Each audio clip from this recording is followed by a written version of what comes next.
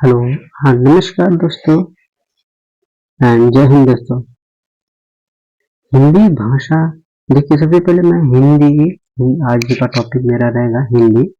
मैं स्पेशल, अगर देखा जाए यूपी स्पेशल, यूपी के लिए जो कांस्टेबल की भर्ती है उसी के अकॉर्डिंग मैं पढ़ाने वाला हूँ।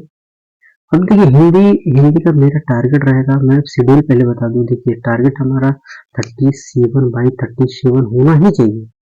और अगर देखा जाए ओवरऑल तो कितने दिन हमारे पास बचे हैं एग्जाम, अगर देखा मेंस एग्जाम तो मेन एग्जाम हमारा 40 दिन, मान के चलिए 40 डे ही हमारे पास बचे हुए हैं। तो 40 डे को अगर हम देखा जाए, हमारा टारगेट जो रहेगा शेड्यूल, तो हम कोशिश करेंगे 25 दिन में पूरा का पूरा टॉपिक फिनिश कर दिया जाए हिंदी का। इसमें सबसे पहले मैं थियरी, फर्स्ट फर्स्ट मेरा क्या रहेगा, मैं थियरी पढ़ाऊंगा, है ना। ये क्या क्या है, टॉपिक पढ़ाएंगे, टॉपिक कंप्लीट करेंगे। फिर नेक्स्ट डे हम उसका मॉक करा देंगे। उसका क्या होगा, मॉक करा देंगे। इससे क्या होगा, ओवरऑल पैकअप हो जाएगा पूरा हिंदी का एक एक टॉपिक को लेकर। यही मतलब तरीका रहेगा मेरा पढ़ाने का। और आगे कंटिन्यू देखिए कैसे हम आगे और भी कंटिन्यू पढ़ाते हैं। तो देखिए सबसे पहले, अब देखिए हम स्टार्ट करते हैं टॉपिक। सबसे पहला, हिंदी भाषा और व्याकरण का सामान्य परिचय है। हिंदी है क्या, हिंदी मतलब हिंदी नाम क्यों पड़ा, कहाँ से पड़ा, ये सब सारी चीजें हमको समझना। क्योंकि एक्चुअल में देखा जाए भारत के, अगर नॉर्थ में देखा जाए, नॉर्थ वेस्ट में एक नदी है सिंधु। एक नदी है सिंधु, शायद आप लोग को पता होगा। ये सिंधु, इस सिंधु नदी के उस साइड में यहाँ क्या है, ईरान इराक सारे रहते हैं। यहाँ से यहाँ तक, जब यहाँ से आए थे जैसे ना ईरानी लोग आए थे, ईरानी को मतलब हम क्या कह सकते हैं, ईरानी ईरानी लोग, मतलब वहाँ आसपास ईरान रहता था। अब ईरानियों ने क्या क्या नाम दिया, जैसे उसका नाम क्या, फारसी, पारसी, ये सब भी नाम उन्हीं का है तो ईरानी, नाम अलग अलग है इनका।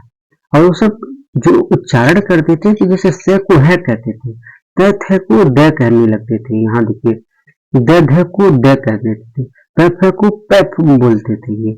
इसी वजह से यहाँ सिंधु था। स देखो, स तो है बदल जाएगा, देखिए यहाँ देखिए स से है, सिंधु है तो सिंधु का हिंदू हो गया, फिर हिंदू आया, फिर हिंदवी आया, फिर जाके फाइनली हिंदी शब्द आया, हिंदी आया।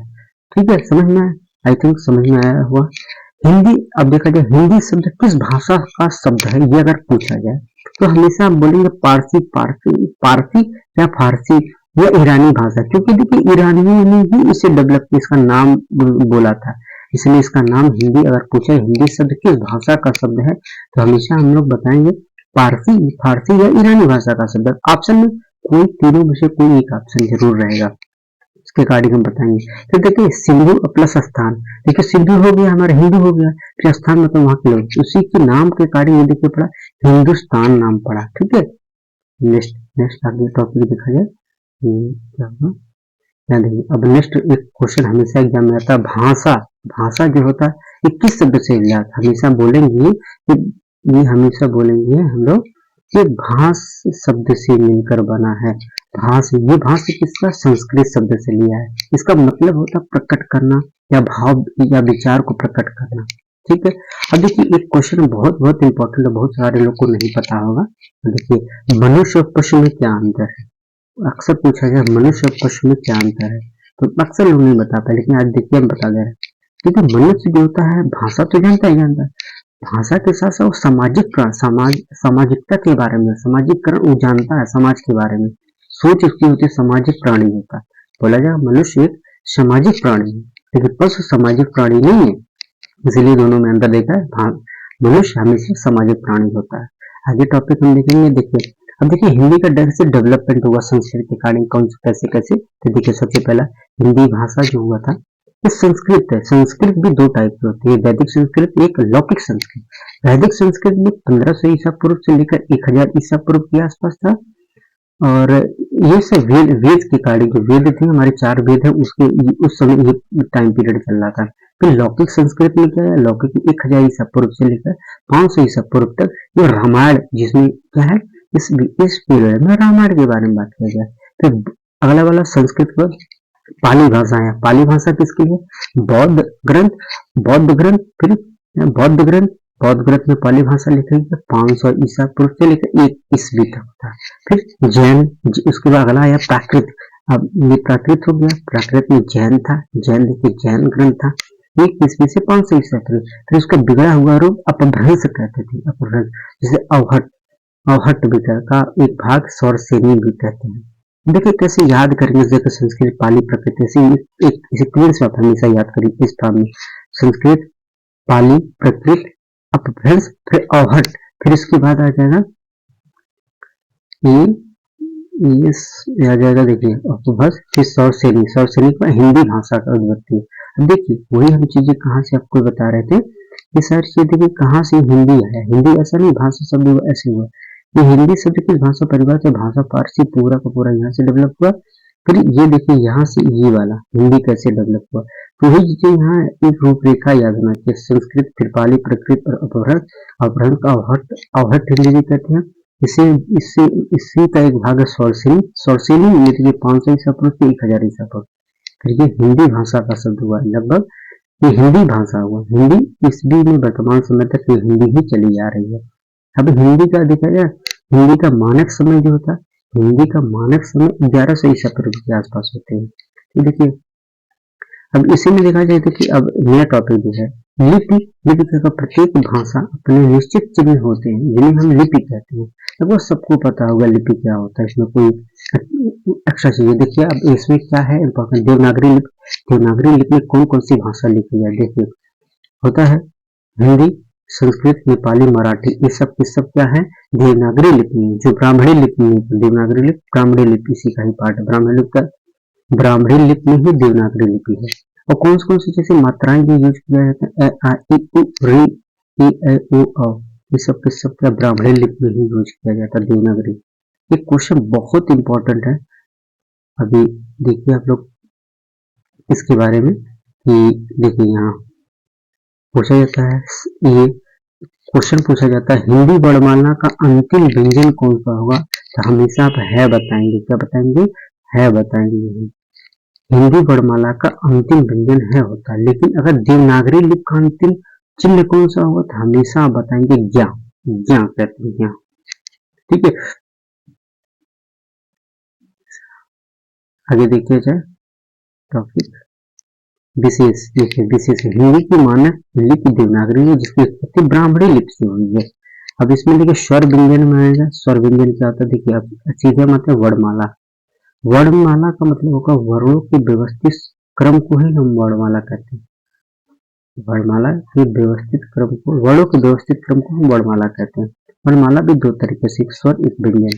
स्वर में हम देखेंगे स्वर, देखिए स्वर कौन से होते हैं, देखिए अ आ इ उ री ई ए उ औ, ये टोटल स्वरों की संख्या होती है 13, स्वरों की संख्या कुल 13 होती है। लेकिन अगर पूछ लिया है कि स्वरों की संख्या है कितनी, स्वरों की संख्या कितनी, स्वर 11, लेकिन मात्राओं की संख्या कोई पूछ लेगा तो कितनी, मात्राओं की संख्या हमेशा 10 ही होती है, 10। देखिए कि कोई मात्रा नहीं है तो बाकी सबकी मात्राएं यहाँ लिखी हुई है, आप देख सकते हैं। फिर स्वर, स्वर जब भी बोला जाता है तो किसी वर्ड की आवश्यकता नहीं होती है, अकेले स्वतंत्र रहता है बोलने में। लेकिन व्यंजन में क्या होता है, वो वर्ड जिनका उच्चारण किसी अन्य वर्ड के सहयोग की आवश्यकता होती है, उसे हम व्यंजन कहते हैं। किसकी आवश्यकता होती है, वो कहीं पे स्वर की आवश्यकता होती है उसे बोलने के लिए। फिर अभी देखिए व्यंजन भी देखा, 11 कितने होते स्वर होते, व्यंजन कितने होते हैं, वैसे देखा जाए तो 33 होते हैं, वैसे देखा जाए तो इसके 33 होते हैं। देखिए व्यंजनों की संख्या तो 33 होते हैं, तो कौन कौन से होते हैं अभी देखिए इसमें और भी हम चीजें डिफाइन करेंगे आगे चलकर। देखिए व्यंजनों की संख्या कैसी मैं तक है, देखिए 33 है तो 33 में 25 ऐसे हैं, देखिए तोड़ रहे हैं हम 25 को, कैसे कैसे तोड़ेंगे हम लोग, देखिए 25 है, ये 33 कौन सा है,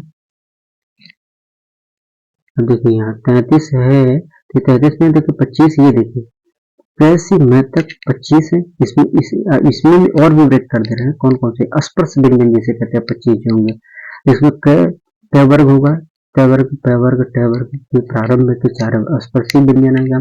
पंचम में होगा अड़े न में हो सकते हैं, और अस्पष्ट संघर्षी छ छ ज झ अस्पष्ट संघर्षी, ये टोटल अगर सम करेंगे हम लोग ना ये सबके 25 25 हो जाएंगे।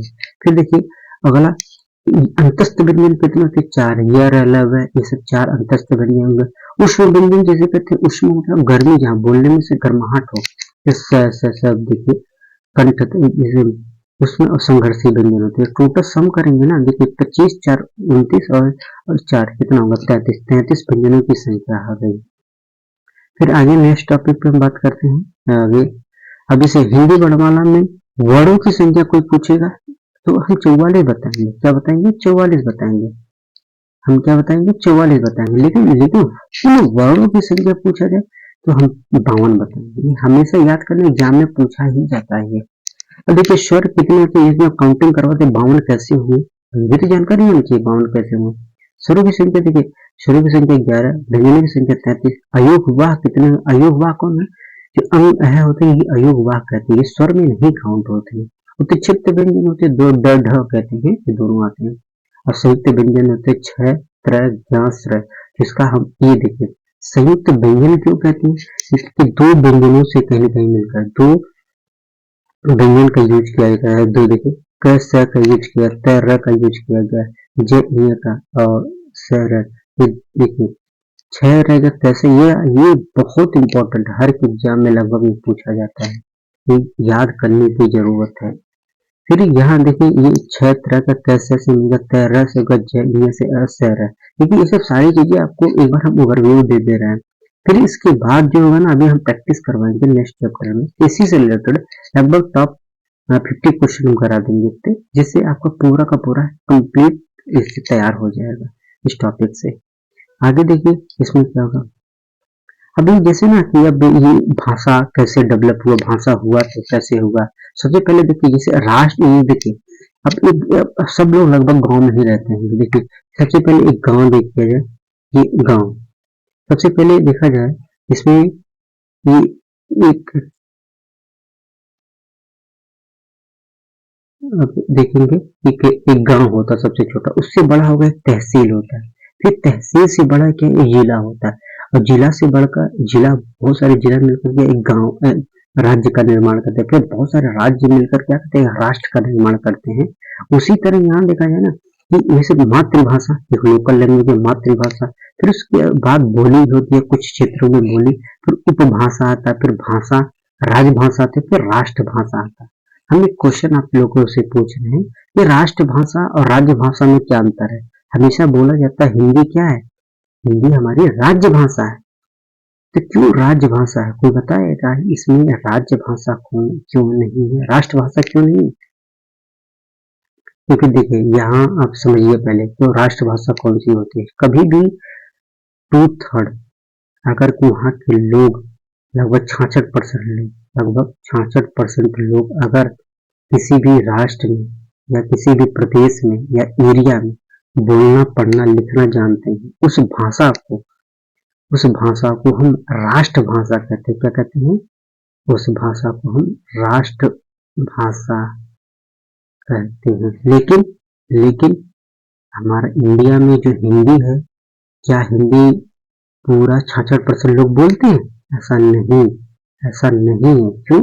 देखिए अभी पूरा नॉर्थ इंडिया देखिए कि पूरा इंडिया देखिए, यहाँ देखिए राजस्थान हो गया, दिल्ली हो गया, ये सब एरिया, यूपी, बिहार हो गया, मध्य प्रदेश हो गया, ये सब राज्य में देखिए हिंदी बोली, जो छत्तीसगढ़ और झारखंड, ये सब हिंदी बोली जाती है। लेकिन आप देखेंगे यहाँ अभी देखिए 50% भी लोग नहीं है। साउथ इंडिया का भी गुजराती बोला जाता है, तो महाराष्ट्र में बोला, साउथ में तमिल, कन्नड़, मलयालम, ये सब सारे भाषा बोली जाती हैं। आगे यहाँ तक उड़िया जाए, तो ओवरऑल इंडिया में ऐसा कभी भी नहीं हो पा रहा है कि 66% लोग बोल पाए। इसीलिए इसे हम राष्ट्रभाषा ना कहकर राजभाषा का दर्जा दिया गया है। राज्यभाषा का दर्जा, हिंदी कभी भी पूछा जाए क्या है, ये राज्य भाषा है, ना कि राष्ट्रभाषा है। तो बहुत इंपॉर्टेंट है। राजनयिक भाषा क्या होता है, जब दो देशों के बीच कोई पत्र व्यवहार जिस भाषा में किया जाता है उसे राजनयिक भाषा कहते हैं। और हिंदी, हिंदी क्या एक राजभाषा भी आपको बताएं हम। फिर भाषा के माध्यम क्या है, बहुत पूछा जाता है, ये भी कंफ्यूजन के लिए। भाषा का माध्यम क्या है, 3 हो गए, बोलकर, लिखकर और संकेत देकर भी कह सकते हैं भाषा का बोलकर। इसे भी देखिए बोलकर उसे मौखिक भाषा कहते हैं, फिर लिखित भाषा कहते हैं, फिर सांकेतिक भाषा कहते हैं। ये सब सारे भाषाएं हैं। अब देखिए भाषा के कौशल क्या होगा, शुभोपल्ली याद कर लीजिए, ये शुभोपल्ली क्या होता है, ये याद करने का तरीका शुरू देखिए, सबसे पहले कोई भी सुनता है, कोई भी चीज कभी भी स्टार्टिंग होता है सुनना, फिर बोलना, फिर पढ़ना, फिर लिखना, ये सब एक माध्यम होता है। जब भी हम स्टार्ट करते हैं ना बोलना, सबसे पहले सुनते हैं उसे, फिर बोलते, कोई भी भाषा का अगर ज्ञान हमको लेना है तो सबसे पहले यही सुनना, फिर बोलना, फिर पढ़ना, फिर लिखना हम जानते हैं। ये भाषा का मतलब कौशल होता है, कैसे सीखा जाता है, सीखा जाता है। आगे नेक्स्ट टॉपिक पर हम देखेंगे, हिंदी की मूल उत्पत्ति क्या है, वैदिक संस्कृत है। हिंदी की मूल उत्पत्ति किससे हुई है, वैदिक संस्कृत की। भारत की प्रथम देश भाषा कौन सी है, पाली। खड़ी बोली का दूसरा नाम क्या, कौरवी। कभी कभी एग्जाम में बहुत अच्छे से कौन कहा था, राहुल संस्कृतियानंद इन्होंने बोला था। अब देखिए क्वेश्चन आपको आता है बहुत इंपॉर्टेंट। अभी देखिए संयुक्त स्वर और संयुक्त व्यंजन में अंतर होता है, ध्यान देने की। वहां छत्र ज्ञान आपको हम बताए थे, ये संयुक्त व्यंजन होता है, लेकिन संयुक्त स्वर क्या होता है, ए ऐ उ औ। ये क्यों संयुक्त, संयुक्त मतलब क्या होता है, जोड़ा, दो लोग को कम से कम दो लोग होना चाहिए जोड़कर। ये ए ऐ उ औ भी ये कहते हैं संयुक्त स्वर कहते हैं, ध्यान देने की बात है। यहाँ संयुक्त स्वर पूछेगा ई ऐ उ औ, संयुक्त व्यंजन पूछेगा छत्र ज्ञान होता है। फिर वर्णों की संख्या भी बताएं, वर्णों की संख्या 44, लेकिन कुल वर्णों का अगर कुल लगा होगा तो ध्यान देंगे तो 52 हम बोलेंगे, 52 बोला जाएगा इसमें। आगे देखिए, और स्वरों का वर्गीकरण कैसे किस आधार पर होगा, स्वरों का वर्गीकरण देखिए, स्वरों का वर्गीकरण 5 भेद में होता है, उच्चारण अवधि के आधार पर, ओष्ठा अवधि के आधार पर, जीवा क्रिया के आधार पर, मुखाकृत के आधार पर और नासिका के आधार पर। 5 तरीके से हम स्वरों का वर्गीकरण कर सकते हैं, जो एग्जाम में अक्सर पूछा जाता है। जैसे हम उच्चारण अवधि के आधार पर देखिए, लघु स्वर होगा, दीर्घ स्वर और प्लुत स्वर होता है। ये देखिए हिंदी में हमें सिर्फ 2 ही स्वर के बारे में पढ़ना होता है, ये हमारा लघु स्वर होता है या दीर्घ स्वर, ये 2 स्वरों के बारे में हम मतलब हिंदी में हम लोग पढ़ेंगे। ये प्लुत तो संस्कृत में आ जाएगा, उसकी बात हम बाद में करेंगे। ओष्ठाकृत में, ओष्ठ मतलब ओठ, ओठ का आकार कैसा होना चाहिए, वृत्ताकार होगा, अर्धवृत्ताकार होगा। अर्धवृत्ताकार मतलब आधा मुंह खुले, अब ये पूरा का पूरा गोल, वृत्त मतलब क्या, गोल की तरह होता है ना, ऐसे सर्कल टाइप का, ऐसे मुंह का आकार होना चाहिए। जीवा होगा, जीव, जीवा मतलब जीव, जीव की बात करें, ये किस किस भाग से होगा, जैसे अग्रस्वर मतलब कौन सा वर्ड ऐसा है जो अग्र से बोला जाता है, कौन सा मध्य से बोला जाए, कौन सा पश्च से बोला जाए, मतलब पीछे, जीभ के पिछले हिस्से से बोला जाता है। मुखाकृत के आधार पर मुख का कैसे खुलना, मुख का कैसे समृद्ध होता है, अर्ध समृद्ध और विवृत होता है, और एक अर्ध विवृत होता है, यहाँ मतलब मिसिंग हो गया है, यहाँ अर्ध विवृत है। 4 टाइप के मुखाकृत के आधार पर। नासिका के आधार पर कौन सा, निर्नासिक अनुनासिक होता है, निर्नासिक अनुनासिक। सारे के सारे टॉपिक को हम एक्सप्लेन करेंगे अभी, क्या क्या होता है, कौन कौन सा लघु स्वर क्या होता है। देखिए अभी उच्चारण अवधि के आधार पर देखा जाए, लघु स्वर कहते हैं वे स्वर जिनके उच्चारण में कम समय लगता है, अर्थात एक मात्रा का समय लगता है, उसे हम कहते हैं मूल स्वर या हर्ष स्वर या एक मात्रिक स्वर भी कहते हैं, जैसे ए ई उ री। ये सब देखिए बहुत जरूरी है जानना, क्योंकि ये अभी हम क्या संधि पढ़ेंगे, समास पढ़ेंगे, सब में ये सब कहीं कहीं जरूरत पड़ेगा कि क्या क्या लघु स्वर होगा, दीर्घ स्वर का कैसे तोड़ेंगे। दीर्घ स्वर में वे स्वर जिनके उच्चारण में लघु स्वर से दुगना समय लगे, उसे हम कहते हैं दीर्घ स्वर कहते हैं। अब दीर्घ स्वर में देखिए, दीर्घ स्वर में कौन कौन से होंगे, देखिए आ ई उ ई ऐ उ औ। टोटल हमने बोला था स्वरों की संख्या कितनी होती है, 11, जिसमें से देखो 4 यहाँ होगा, 4 हमारा ये हो जाएगा, 4 ये हो गया दीर्घ स्वर, दीर्घ स्वर, दीर्घ स्वर कितने होंगे, 7 बचेंगे, ठीक है। यहाँ देखा जाए, यहाँ पर देखिए लघु स्वर 4 होते हैं, दीर्घ स्वर कितने होंगे, 7 होंगे। देखिए जोड़िए अ ई ऐ उ औ, जिसमें देखिए सजाती स्वर होते हैं, ये है विजाती स्वर। क्यों सजाती स्वर विजाती स्वर क्यों बोला जाता है, देखिए सजाती का मतलब होगा जो एक जैसे एक ग्रुप में जैसे जुड़े, जैसे ए आ मिलकर आ बना, ई मिलकर ई बड़ी ई बनी, छोटाऊ मिलकर बड़ाऊ बना, ये अपने ही ग्रुप से लेकर मिल, इसी से सजाती स्वर कहते हैं।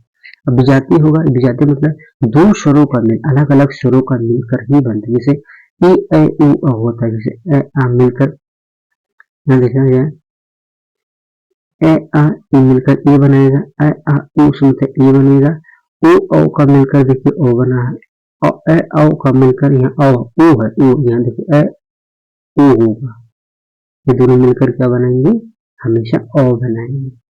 ये हमारा विजातीय स्वर, ये सजातीय स्वर कहते हैं।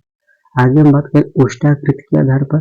ओठ वृत्त जैसे ना, ओठ की ऊट वृत्ताकार स्वर कहते हैं, वे जिनके उच्चारण ओठ ओठ का ना ओठ और वृत्त के समान हो, जैसे उ देखो उ ओ ये सब के चार होते हैं। वृत्त वृत्त का जो मुंह हम जैसे ना ओठ हम जब बोल के बच्चे करें उ ओ ये वृत्त की तरह है। जैसे अवृत्ताकार कहेंगे, जो वे सर्जन के उच्चारण ओठ वृत्त के समान गोल न होकर फैले फैले रहते हैं, जैसे थोड़ा खुला रहते हैं, जैसे अ आ इ री ई ऐ अवृत्ताकार स्वर हो जाएंगे। फिर हम जीवा की क्रियाशीलता के आधार पर देखें तीन, अग्रसर मध्य सर पश्चात। देखिए अग्र मध्य पश्चात, ये दूसरे नंबर पे है। देखिए ये ऊ जो है ना, ये देखो ये हमारा ऊ जो है ये तीन की तरह है कि नहीं, तो अग्र मध्य पश्चात तीसरे नंबर पे आ रहा है। जितने तीसरे नंबर पे आएंगे, तीसरे से रिलेटेड जितने रहेंगे वो तीसरे नंबर पे, ये याद करने की जरूरत है। मध्य वाला याद करेंगे तीसरे नंबर, एक दो तीसरे नंबर पे, देखिए एक दो तीसरे नंबर पे तीसरे की तरफ होगा, मध्य हो गया। अगर में ई ऐ री, ये सब सारे स्वर हो जाएंगे, ये दोनों मिलाकर जीवा के आधार पर हो जाएंगे। फिर आगे हम देख लेंगे मुखाकृत के आधार पर समृद्ध, सुई याद कर सकते हैं, सुई में देखिए दोनों आ रहा है, ई री। अर्ध समृद्ध में ई ओ हो गया, विवृत में होगा हमारा आ, अर्धवृत्त में ई ऐ ओ हो जाएगा। और समृद्ध में देखिए वही चीजें एक्सप्लेन किया गया, वे जिनके उच्चारण में मुख्य वृत्त के समान बंद हो रहता है, उसे हम ई उ री कहते हैं। एग्जाम्पल है अर्धसमृद्ध में ई ऐ ओ है, विवृत में देखिए वही चीजें हम लोग खुलने के आ जाएगा, अर्धवृत्त में ई ऐ ओ हो जाएगा। बस नासिका के आधार पर निर्नासिक, निर मतलब अनुनासिक, दो चीज वे क्या होता है निर्नासिक, वे स्वर जिनके उच्चारण में नासिका का प्रयोग नहीं किया जाता है। नासिका मतलब नाक का प्रयोग नहीं किया जाता, सिर्फ मुख से उच्चारित होता है, उसे हम उस ध्वनि को हम क्या कहते हैं, निर्नासिक। सभी के सभी स्वर आते हैं, कितने आते हैं, ये सभी के सभी स्वर होते हैं, ये सभी के सभी ये स्वर होते हैं। अब यहाँ देखा जाए अनुनासिक क्या होता है, देखिए अनुनासिक में देखा जाए, अनुनासिक वे स्वर जिनके उच्चारण में मुख के साथ साथ नासिका का प्रयोग, मतलब यहाँ अनुनासिक में दोनों नाक और मुंह दोनों का यूज, जैसे म उ री ए ऐ ओ औ, इसका उच्चारण होता है अनुनासिक स्वर, अनुनासिक व्यंजनों का, अनुनासिक का यूज करते हैं। अभी अगला टॉपिक देखा जाए नेक्स्ट, व्यंजनों का वर्गीकरण किस आधार पर होगा, व्यंजनों का वर्गीकरण, ठीक है, व्यंजनों का वर्गीकरण इतना ही कराते हैं क्योंकि ज्यादा टाइम हो जाएगा इसमें, कल बाकी टॉपिक।